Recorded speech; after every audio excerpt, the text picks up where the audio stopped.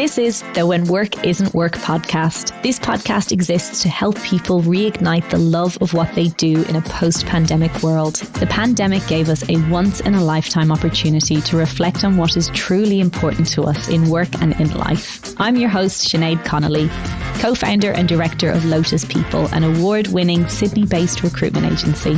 We hope you enjoy today's chat. To support awareness around Mental Health Month for October in Australia, we introduce you to our mini-series around mental health. My guests this week are Michelle Barrett and Eva Child, both long-time Lotus People employees and all-round legends. They both share their journeys relocating to Australia, carving out successful careers in recruitment, and how they manage workplace burnout and their own mental health. I absolutely love this chat on our first ever podcast with two guests, and I hope you'll enjoy it too.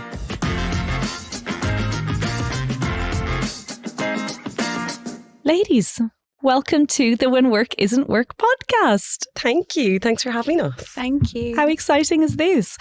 This is a first for us because we've never had two guests before. So I'm currently kind of shifting my eye contact between both of you and holding space for both of you, which is amazing. We finished our last season, our first season, after episode 10. However, for October, which is Mental Health Month in Australia, we thought it would be a fabulous idea to have a little mini series all about mental health and just touching on, I guess, the awareness and the importance of having conversation around that. So I wanted to invite you both on. Obviously, we work together. We know each other very, very well, but wanted to invite you on to kind of open up that conversation. We're going to touch on things like workplace burnout. We're going to touch on mental health awareness at work, but also just find out more about each of you as well, which I'm very excited about. So thank you for joining me. Michelle, to kick us off, do you want to give me a little bit of an overview of your role as it is at the moment at Lotus? Sure. So I've been with Lotus for 5.5 years. I'm an associate director, recruit temporary candidates, and also a main focus of my role is to nurture existing client relationships and also create new ones. So, and you do that very, very well. And Eva, what about you? Your job as it is today? Yeah, I've been with Lotus People coming up to 4 years now. I'm a permanent recruiter, so I look after permanent recruitment across the tech and financial services industry. And obviously at Lotus People, we recruit business support roles. Amazing. And the thing that I am most nosy about in life, and I know this, but I want everyone else to find it out about you too, is people's backgrounds. I am fascinated by the story of what got people to where they are. All of the stuff I read is memoirs. Naturally, in recruitment, we're very privileged to be able to get exposure and insight into what everyone has done in their career up until a certain point. And I do think that's one of the best parts of our job. With that, Eva, your path to recruitment was kind of not necessarily it's a business role, but it wasn't necessarily the business pathway. Talk us through how you ended up even landing in the wonderful land of recruitment. Yeah. So I moved out to Australia 4 years ago. So I've been with the business for 4 years and moved to Australia 4 years ago. So I think it was my first week I joined Lotus People. But back in the UK, I worked for a psychology practice for 3 years. So I was an assistant psychologist. My role was to carry out assessments with children for neurodevelopmental disorders such as ADHD, autism spectrum disorder, dyslexia, dyspraxia. So quite different, but obviously aligning somewhat. I have a degree in psychology. So when I moved over to Australia, I came to Lotus People looking for work within the space, so within the education or psychology or healthcare space, and met with a consultant at Lotus People and had a really good chat and felt like, I guess, my skills, my experience aligned really well with the role of a recruiter and learning more about Lotus People, I guess the business's values and objectives, and more importantly, your approach to candidate and client experience. So that's my story. It's amazing, isn't it? I love how we really nabbed you straight off the boat. I know. In Sydney a week. That's like, you're a recruiter now. I know. And obviously Welcome. I joined as a candidate manager supporting you, and then progressed to a 360 consultant, then to a senior and now a principal. So I'm lucky enough to mentor Sarah, who's moving into a consultant role next week. So it has definitely been a journey, but it's been amazing. You've had an amazing journey. Both of you have. So the progression and everything you've taken on over the last few years has been so impressive. But I love that psych background. I just feel like it makes so much sense to me. So much of what we do is around its emotional intelligence, it's understanding people. If you want to be cynical, we're probably in the business of human trafficking, but a legal version. But it makes so much sense. It's something that I think there, of course, you have to have a commercial awareness within recruitment. You have to have a business mindset to be successful. But at the end of the day, being good with people, having an understanding of what makes people tick. Why the words are happening there is absolutely crucial. So I love that you were happy enough to take the chance on us to have that career pivot, which we've spoken a lot about on the podcast so far. Michelle, tell us about your journey. I was thinking about this last night. I was like, God, I've had so many different jobs. I was a butcher's assistant for a while. Whoa, my favourite. A chambermaid. I did my regional work and picked grapes. But yeah, no, my journey, I suppose, to recruitment was, you know, I didn't leave school and say, oh, I want to be a recruiter. I don't know if many people do. But I did a bit of debt collection back home and worked in call centres, did some reception work. And when I came to Australia, had never really had exposure to recruitment, didn't know anything about it, but was told that's the best way to get a job. Sign up with the recruitment company. So I did that and did some admin work and then re-registered with my first agency, and Laura, who co-founded Lotus, said to me, hey, look, we have a position, it's on reception. There's a pathway to sponsorship and then you can move into a recruitment role. And I was like, I mean, I don't know anything about recruitment, but I'll do it. And literally just even being on the reception desk, like that, as you said, people focus component really resonated with me. I am naturally curious. Some people might say nosy, but love to find out people's backgrounds and what they do. And like my dream job is a varied one, but also meeting different people every day. So was with a couple of different recruitment companies and then came to Lotus, and the rest is history, really. Amazing. And it is one of those things that I think when you don't know what you want to do as a career, recruitment can really, it's like what Laura was saying when she was on the podcast as well about how no 2 days are the same, and you kind of, it is a career that it keeps you engaged, and it's not something you do necessarily think of, but there's so much to it that I think you can make a success of it, which is obviously what you have done, which is very exciting. With the sort of natural trajectory of both of your careers, you're both very successful. You've both kind of established and carved a career for yourselves within the industry. How with that success often comes sort of the busyness, the workload, the stress, all of the rest of it. I'll come back to you, I guess, Eva, for this one, navigating sort of success with work-life balance. I think a lot of it comes down to organizations and how organizations work and sort of their expectations, but also a lot of it is on the individual as well. So is that something that sort of over the last few years that you've had? I mean, it's a weird few years to even reference, isn't it? Because it's obviously the COVID years, but how do you go with that? I think for me, I couldn't really have success without wellness. It sounds really cheesy to say, but couldn't really have one without the other. So I think for me, wellness is regular exercise, good sleep, catching up with family and friends regularly, good relationships. So I think you once described, I don't know if it was on a podcast or to me personally, that exercise is like the anchor for your day. And I think that's like a perfect description of how it works for me. So day to day, I think I need to exercise regularly. So whether it's going on a walk in the morning or, a run at lunch to really anchor my day and have purpose. But I think as a naturally goal-oriented person, recruitment really provides me with a feeling of wellness and success and satisfaction in my day-to-day work. But I think to balance that out, I need to be quite boundaried with my time, I guess designated to wellness, so that I can really, I guess, get the most out of those hours that I am working.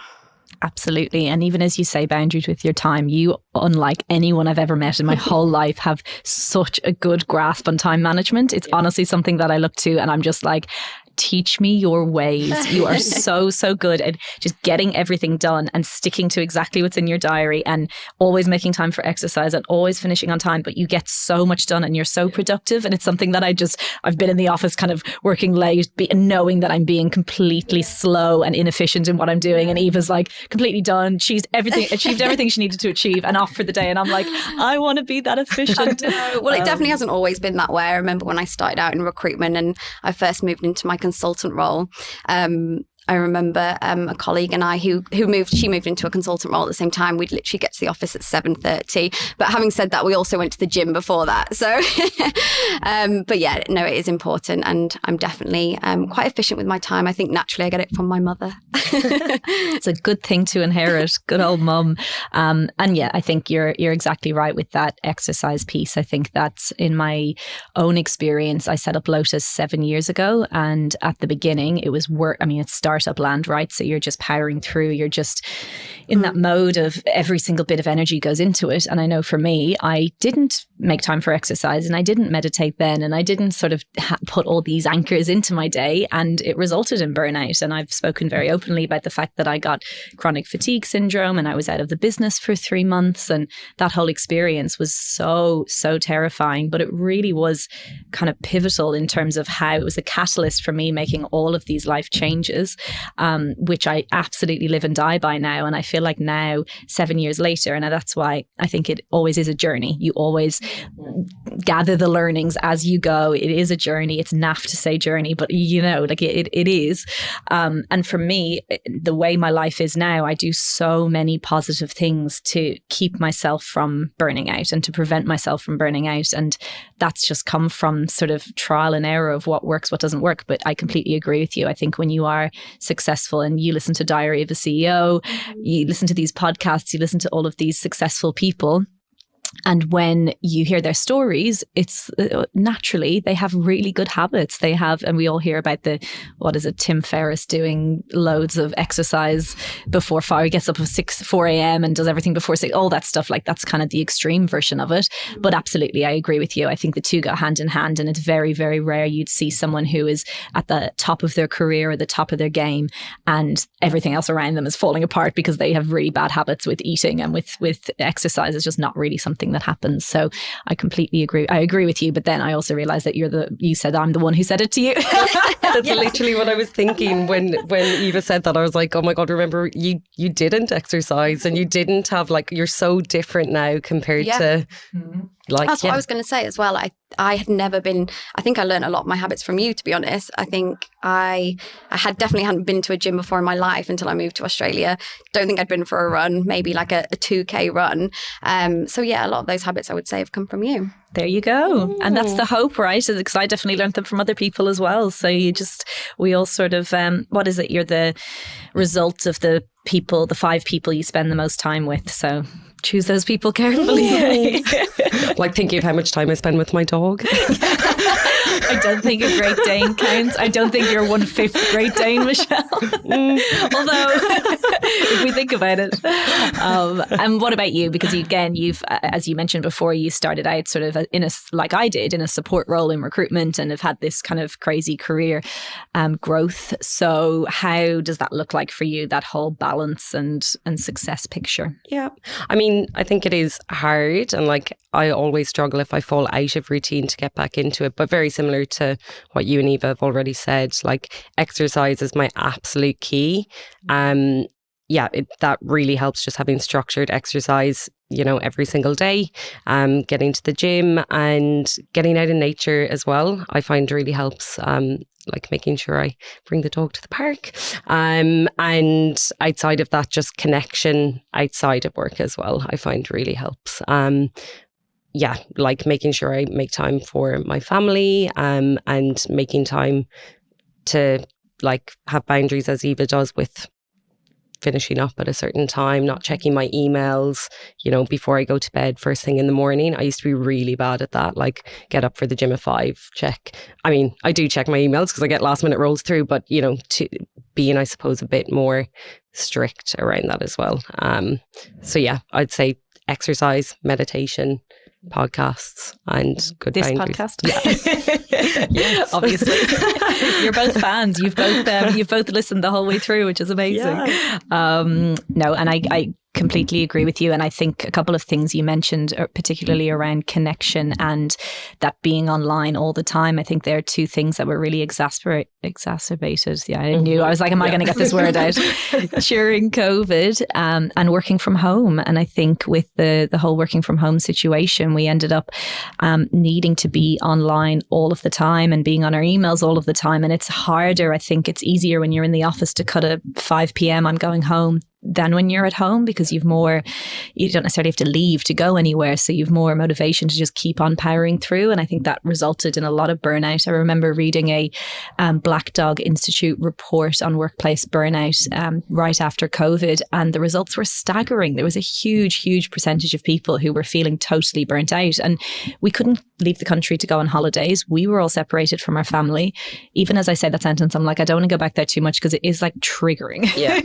It was, I mean, the three of us were separated from family. We're all so close to our families. It was obviously terrible. And I think loading that on with the disconnection that people felt from being at home.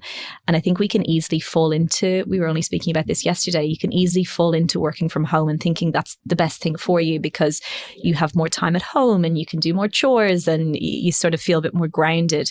But you then end up sort of disconnecting yourself from what is important within the office, which is culture and bouncing off each other and connecting with people. So and that's still something, it's a whole nother conversation, but that's still something that we're navigating at the moment with so many businesses. So it's an interesting awareness.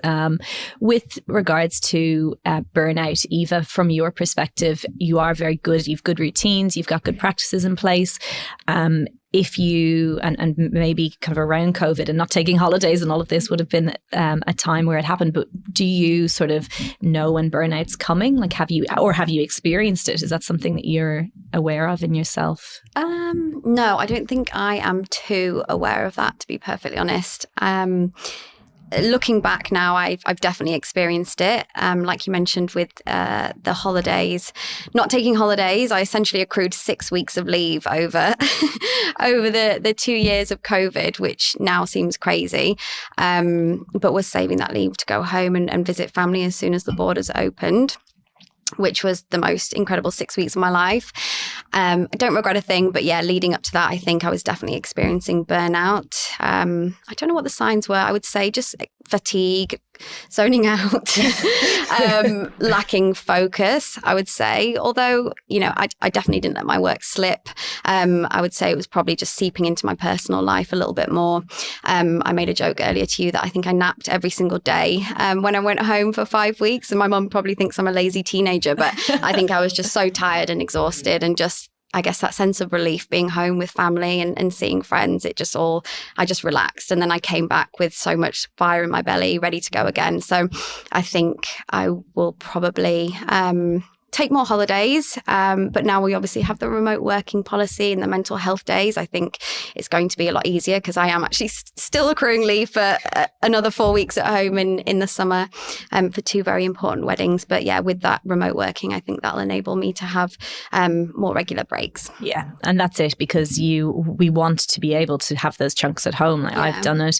You guys have done it. Like you want to be able to spend that time, but it can't be at the sacrifice of not taking a break throughout the entire time that you're accruing that leave. Like you need to have, as you said, these days, these remote, whatever it is, remote trips, remote working trips. It's so important. And I think something you said there about the fact that you didn't even have the awareness, it's only in hindsight that you had the awareness. I imagine that is so common. I imagine so many people get to a point where they either go, this is too much, or I can't do this anymore, or they get sick, or it impacts their immune system, or whatever it might be, however it manifests. But I don't know that we do have that ability to sort of check it a few steps before. And I think in my sickness, that was and in my burnout or whatever you want to call it, it was so huge. It was like this massive sign from my body and the universe to be like, slow the fuck down, please. And I think because of that, I can now, and I knew as soon as I went through that whole experience, I knew that I would never go through it again. And I haven't, but I am so in tune with my own body now because of everything that happened. And so years later, still, I can sense when I'm almost sensory overloaded. It's like too many phone notifications, too much screen time, too many Zoom meetings. Like it's like it is overwhelming in terms of just, or too many meetings in the day, running around the place, whatever it is that takes up the busyness in our lives. And so I'm kind of mindful of that now. But so many of us, if I didn't have that experience, we'd just crack on. We would just keep on keeping on and just kind of go through the motions of life and then only realize it at a point where we actually don't have any other option to. But I mean, it's good that you had the break when you did. I think you probably avoided getting sick or pushing yourself too far because you had that ability to take such a good break. Yeah, I was so lucky to do that. Thank you. That was a cheeky little flex for Lotus. I have a really good employer who allowed that to happen. Please let me do it again. Yeah. Always, anytime. Michelle, what about you? Same question. Yeah, definitely. And I would say similarly to Eva as well, like it's so much easier to look back and go, oh yeah, oh my God, I was so burnt out. But I think... God, what year is it? But like mid to late 2020, when we were, I suppose, in the middle of COVID, I was really burnt out then. I think it was around that time. But and I fully wasn't aware of it at all until I was like at the point where I was like, oh my God, need a break. I need to, like, I gave up drinking for 8 months. I like really focused on my well-being, my mental health, like physical health, and just got back to a good place with it. But that was literally, you know, obviously it was a stressful time for everyone. But I think similarly to you, now having had that experience, I'm, I guess, a bit more aware of the signs of it. But it's hard. It's hard. We're in a high pressure job. There's never enough hours in the day, let alone to, you know, take time off to like look after yourself, which obviously if I needed to, I know I would be supported, but yeah, it's hard. And I think it's so easy to see it in other people. And I think we're lucky as leaders that we have that awareness around it. And, you know, I've seen team members and I've said to them, I think you might be on the verge of burning out. Like, I think you need to slow down, take some time off. But yeah, I think it can be really hard to see it in yourself and see those signs. So, but yes, I have definitely experienced it. Yeah. And you're right, it was a particularly hard time, and it's not a place you want to get to. You don't want to get to the point where it's coming at you from all angles and you're like, okay, this is something I have to face now. How do you manage that now that life is a bit more normal and we're not in those crazy circumstances? How do you sort of navigate the busyness of just everyday life with obviously your mental and physical health? Like, thinking of this year, I'm like, oh my God, it's so busy, but all good, fun things. Holidays, like taking breaks, like utilising Lotus Global has been really good. I love how this is turning into an advertisement for how to. I'm thinking I need to send this to future Lotus employees. Yeah, I mean, I guess to just take a step back and go back to the point on like warning signs. For me, I always know if I'm going into burnout, if I don't want to speak to my family or have that connection outside of work. I used to turn my phone on airplane mode to avoid like speaking to people at the weekend, because, you know, we're so accessible over phone and email during the week.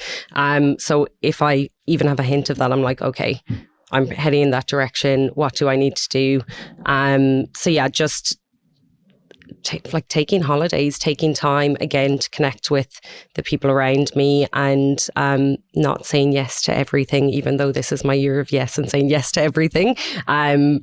So yeah, that's what I would say, you know, taking breaks and if you need to sleep in, not forcing yourself to get up to go to the gym. I used to be really bad at that, being like, I have to do this. If I don't do it now, I won't go to the gym this evening, but actually listening to your body and taking things a bit slower if you need to. And self-compassion, which is really hard, but that's the hardest thing. Kind to yourself. Don't know if that's an Irish thing or if that's just a female thing or whether it's a global humanity thing. Yeah. Self-compassion. I find that very hard. Like that old negative self-talk and critique in your brain that feels like it's just a constant, really. It's hard to come away from that, I think. Yeah. And I think because we're all such high performers as well, it's like, you should be doing this, you should be doing that. And it's like taking a moment to take a step back and going, okay, what do I actually need in this moment? And, you know, it's not the end of the world if I don't get up at 5 a.m. and have my morning routine. It's like, actually, I can just sleep in and, you know, ease myself into the day. So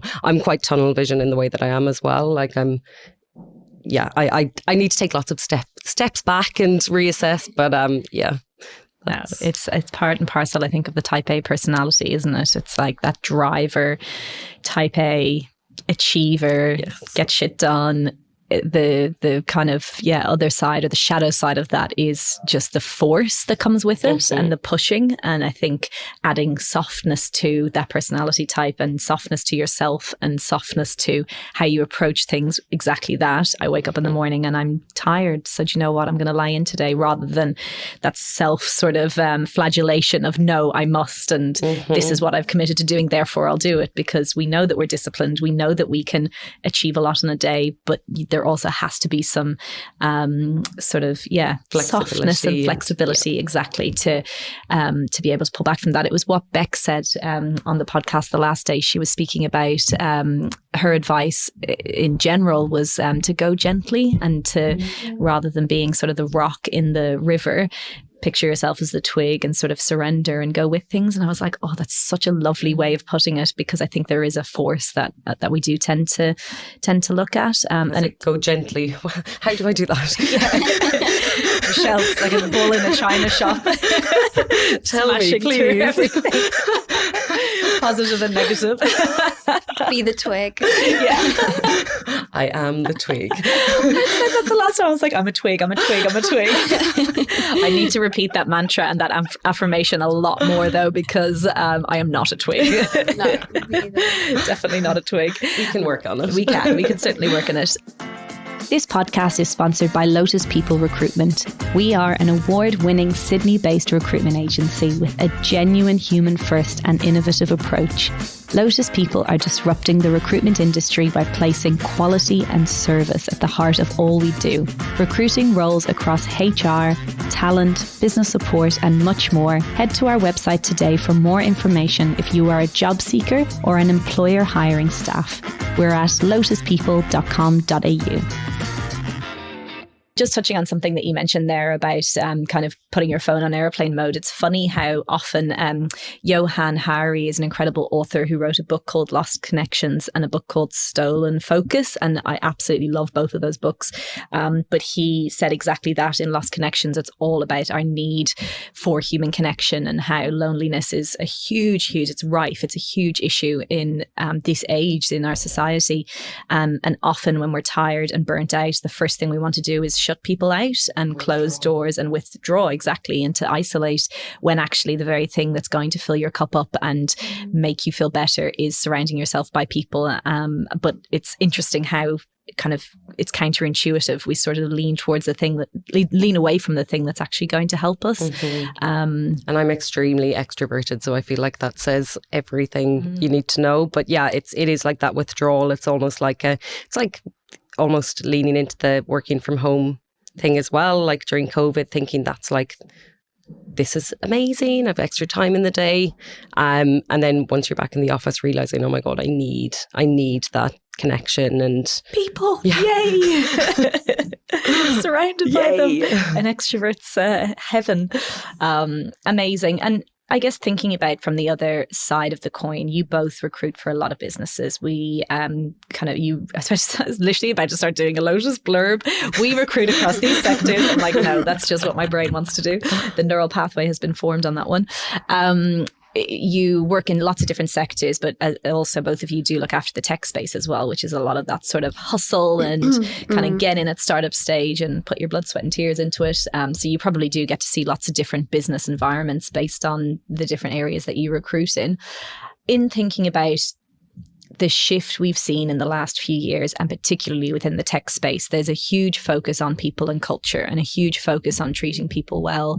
And I think, touching on what you said earlier, Eva, that whole wellness versus success, I think the structure needs to be in place within an organization in order for people to feel like they can sort of live and work in a holistic way. And what I mean by that is, if an organization feels like you need to be at your desk from 8:30 to 6 every day, if working late is something that they value and the later you work, the more kudos you get, if not taking annual leave is seen as something that's positive because you're committed to your work, none of that is going to go and support you in you kind of not having work as the core focus of everything and not living your best life.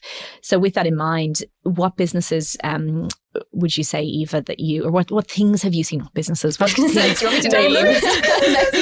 Don't give away the client list, for God's sake.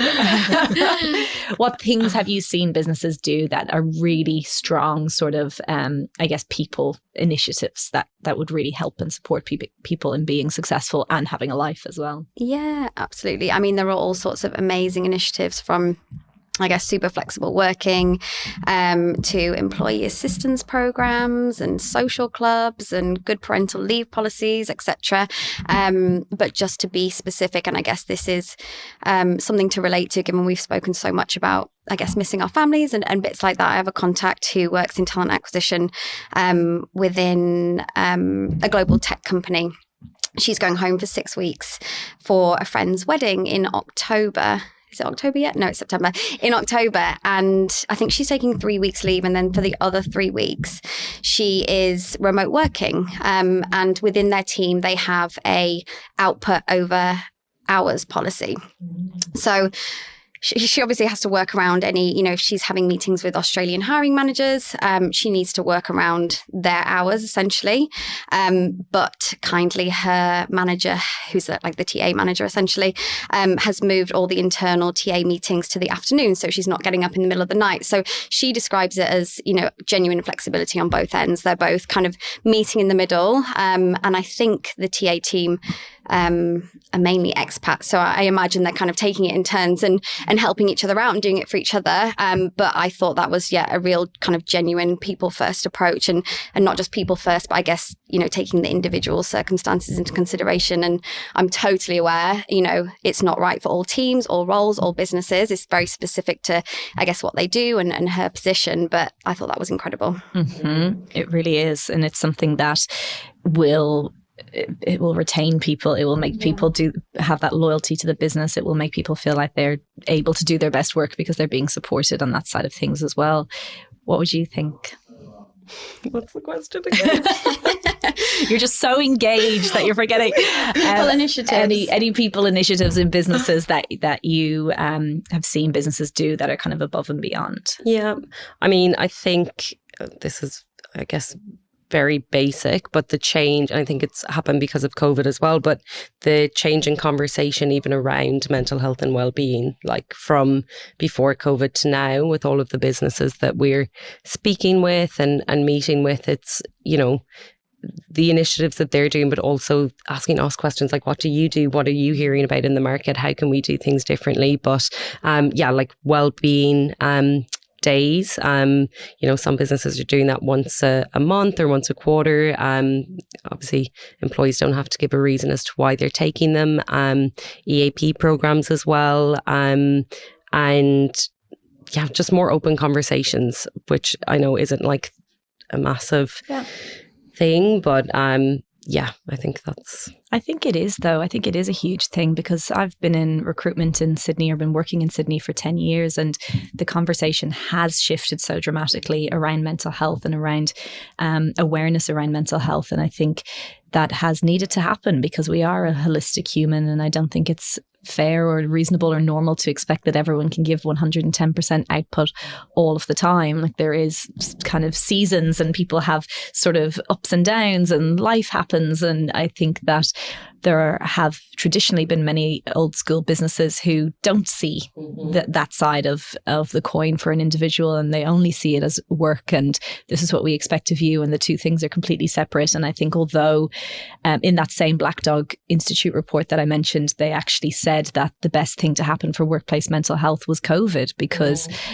although obviously it goes without saying all of the terrible things that happened with it, it has shone a light on it, and it has made organizations, perhaps ones who wouldn't have looked at it, made them have an awareness. I know during COVID, we obviously had a mental health first aid practitioner come in and join us, Sinead Newman, who I'll be speaking to in a couple of weeks as well.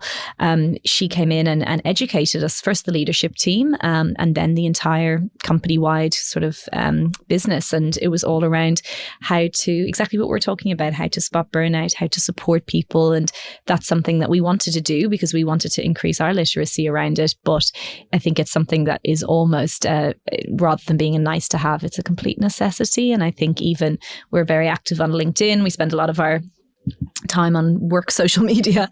And I think even with that, there's so much out there around Are You Okay Day and wellness days, and businesses are really putting an effort and putting energy into promoting it now, which is absolutely fantastic. And even in what you were saying, Eva, around the extended annual leave, so many businesses have supported that. This winter, I'm going to get my hemispheres mixed up, this winter, European summer, it was like a mass exodus. It was literally just like everyone, whether it's Instagram, LinkedIn, no matter where you were looking, you saw people in Europe. And there was very few stories of, I didn't know, basically no one who said, oh, they had to leave their business because their employer didn't support it. And individuals who said, I can only go for 2 weeks because I don't have any more leave. Across the board, it really seemed like pretty much every business was very supportive in facilitating that, which I think is a huge difference to pre-pandemic. Even at the beginning of the pandemic, all we heard about was businesses who are not operating in line with values, businesses who are trying to get people back in sooner than they should have been. Like, we all heard those horror stories, but now it really seems like, and whether it's a funny one, because whether it's a retention strategy because they're aware of how talent short it is, or whether it's genuine, to some extent, as long as they're supporting it, the motivation behind why they're doing it doesn't necessarily matter, I suppose. I don't know. That's probably more of a philosophical question. But I would say, even because obviously I recruit in the temp space, but even from before COVID to now, you know, like I have a candidate that's going back to the UK for a couple of weeks, and literally the company are like, oh my God, we'll absolutely have her back if she's keen once she's back. And, you know, before COVID, it was like, you can't take any leave, you have to be in for the full assignment, or, you know, even the flexibility to work remotely.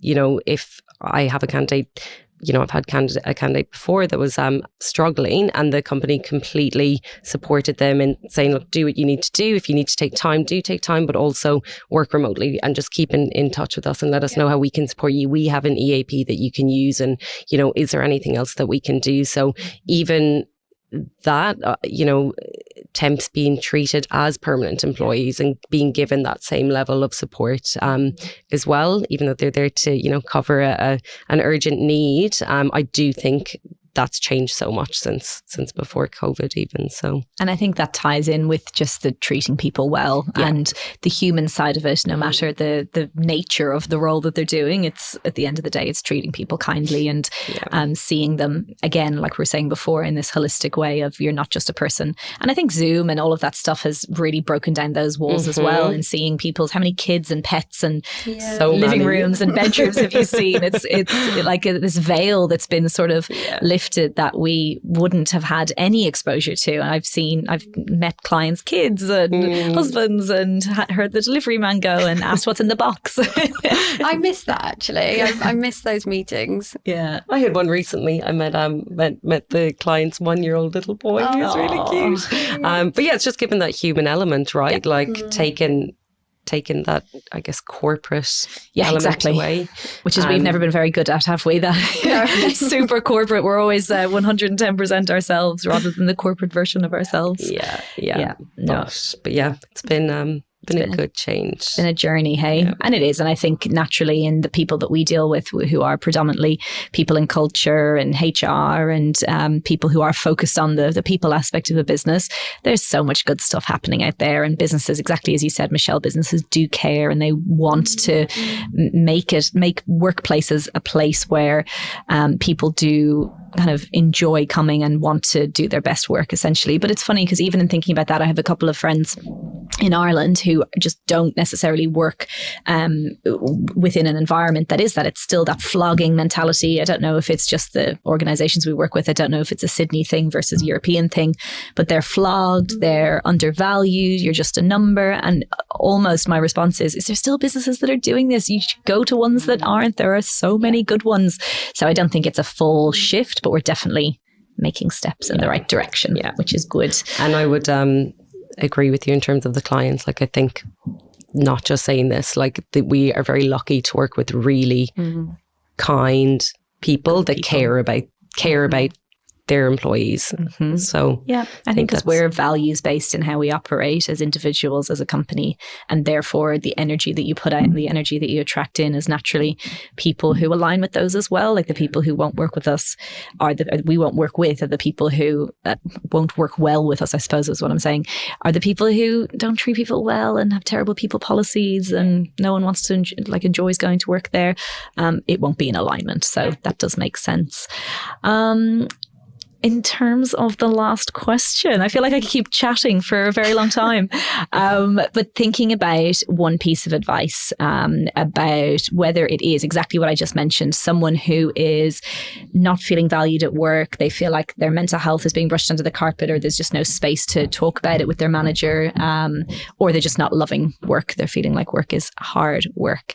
Michelle, any advice you have for anyone in that situation? Well, I guess just sharing that feedback, even if it is that the manager, they feel like the manager isn't taking their mental health seriously or that element. Is there anyone else in the business that they can speak to? Like at the moment, it's obviously very candidate short, and if you're a good employee, businesses will want to retain you. And just go to somebody that will listen, try and get that support from the mental health perspective. If they have an EAP program, if they have a mentor, whether it's in work or outside of work, I would definitely go that route. And then if you still feel the same way, come to us. Another sell for the agency. No. But yeah, I mean, honestly, like life is too short to be unhappy with a company that doesn't value you. I think try and leverage all of the resources that you can within the business. And then if you come out and you still feel the same, then life's too short. Yeah. There's lots of opportunities out there and lots of good companies. So he will look after you well, make you feel very valued. Yeah. Eva? Agree with Michelle regarding mental health. With regards to not enjoying your role in general, I don't know if this has come from Laura's podcast. I mean, Laura doesn't have a podcast, or maybe when she was on the podcast, or maybe training. The episode, yeah. If you're not enjoying your role, write down a list of things you do enjoy, things you don't enjoy, and then have a meeting with your manager and I guess ask where you could do more of the things you love and potentially cut down on the aspects of your role that you don't enjoy. And obviously there needs to be some flexibility with that. But yeah, I thought that was really great. I love that advice. And I think as a leader and a business owner, if someone came to me and said, I have the self-awareness to know what my strengths are and what I enjoy. I've put time into reflecting on that. I have the initiative to come to you in the first place and say, I'm bought into the business, but this is kind of the direction that I want to go in. There's a lot of ticks there. And I think what can happen very often, and we see this from the candidate side of things, is people just go too hard, next job, and kind of on to the next one. And of course, we're in a world where people can hold jobs for a couple of years and move on to the next one.